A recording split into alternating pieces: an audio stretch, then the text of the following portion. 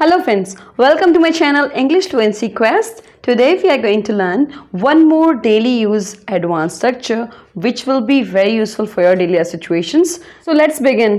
जब हमें sentences बोलने हो like वो शायद ही कभी रेस्टोरेंट में खाना खाता है या वो शायद ही कभी मुस्कुराता है, उसने शायद ही कभी मछली खाई हो, उसने शायद ही कभी शराब को हाथ लगाया है, मुझे शायद ही कभी फिल्मों में जाने का मौका मिले, या मैं अब शायद ही कभी पत्र लिखता हूँ, शायद ही कभी समय पर कक्षा में आता है। तो इसके लिए हम स्ट्रक्चर यूज़ करेंगे हार्डली एवर, मतलब होता है शायद ही कभी, ऑलमोस्ट नेवर या फिर वेरी सेल्डम।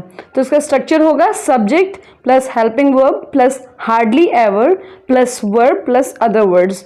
तो डिपेंड है कौन से टेंस से आपका सेंटेंस है, उसके अकॉर्डिंग वर्ब यूज़ करना, ओके।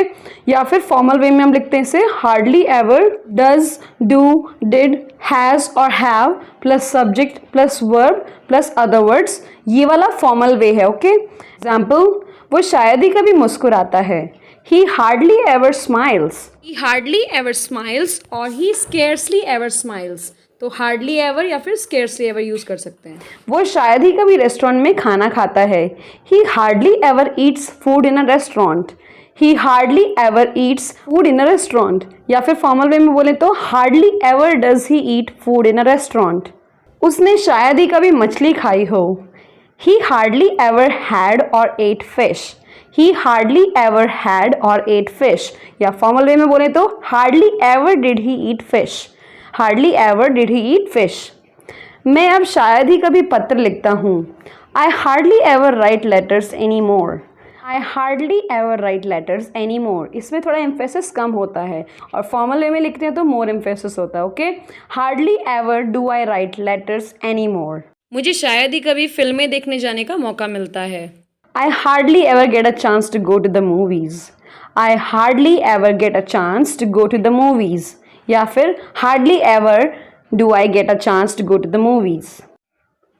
वह शायद ही कभी समय पर कक्षा में आता है, he hardly ever comes to the class on time, he hardly ever comes to the class on time। और फॉर्मल वे में बोले तो hardly ever does he come to the class on time।